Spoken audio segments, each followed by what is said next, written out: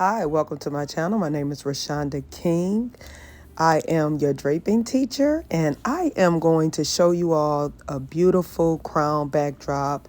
This is perfect for a quinceañera. This is perfect for a sweet 16 or a royalty themed party. Okay, so I wanted to show you all with royal blue, white, and silver. I've done a light blue one, and I'll try to insert a picture so you can see. Okay, so I based it with the playlet sequin, and then I'm loading on velvet from CV Linens, and then in the center I have stretch also from CV Linens. I am measuring to make sure my backdrop is nice and even. So you see the velvet, you see the stretch blue. I'm making sure that's even. So when you do the crown, you are gonna need help. So I sent my daughter away because I realized I needed to adjust the brackets on the upright. I had recently did a backdrop with my gold crown, and this crown is different. So I'm just trying to adjust it so that when I get ready to attach it with the zip ties, it will lay directly onto that pole. Eventually, I'm about to get the screwdriver and loosen it up and just adjust it. It may be a good idea to measure the top of the crown where you're going to attach and the bottom of the crown where you're going to attach at the backing, so that you can already have the height set. So like if you measure the length from the attachment section, then you can just put the brackets on and just give it the same measurements. And I have done that, and I have been successful. But I'm having some challenges with this crown. Okay, so I just wanted to let you all know that you get what you pay for. So this is the cheaper crown right here. It don't even have where you put the pockets through. So I went ahead and installed it like I did my other crown, but it's at a slant. So I don't know if I can show you. So it's like leaning forward. I didn't have any more zip ties, so I'm gonna take it down. And then I'll show you all, if you happen to have this one, which I don't suggest, and I will not even link this one, but I'm gonna take it down, and I got me some zip ties, and I'm gonna reattach it, and I'll show you how I'm gonna attach it. I'm using baby scissors, that's why it's so hard. So I wanna show you all, look, the piece that you're supposed to attach to, look how little this is. And then I'm gonna show you the crown that costs a little bit more money. It gives you 2 spots to attach. Look how long and tall this is. So this is the one that costs a little bit over 100. This is the other one is like, I'm telling you, you can get this one real cheap, but it's just not worth it. Look, it only gives you 1 spot to attach.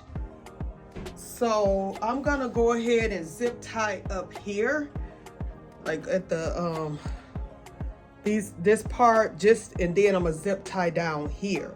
And so maybe it won't have as much lean if I zip tie it all the way up here. So I'm gonna bypass this little spot they have and go all the way up here. Okay.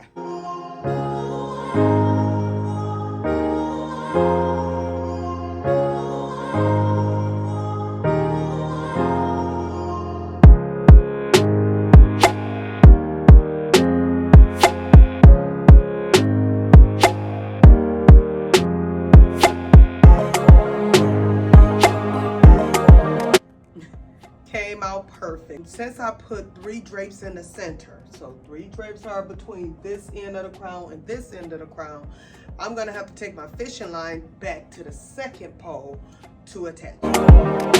Now I am adding on the pole covers. You want to use a full panel for the pole covers. I'm gathering the drapes.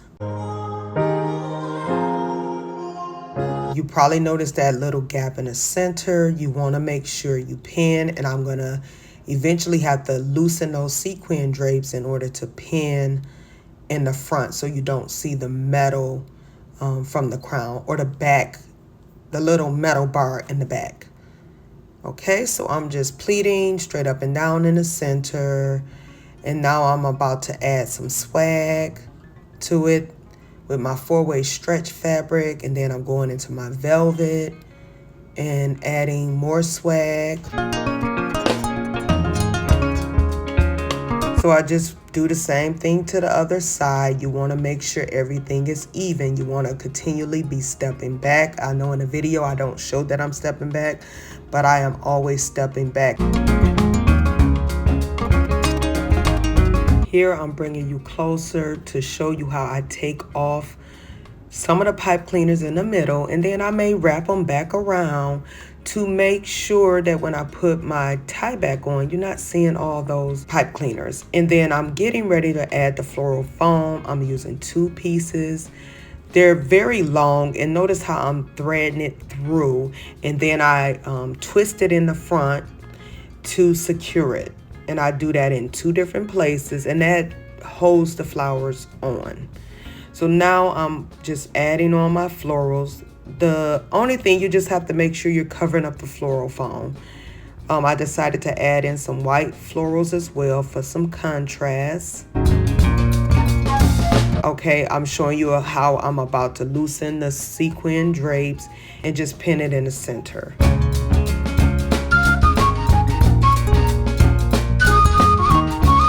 I end up using fishing line and attaching the picture frame to the back of the crown, because remember the crown had like a little pole going across the back of it.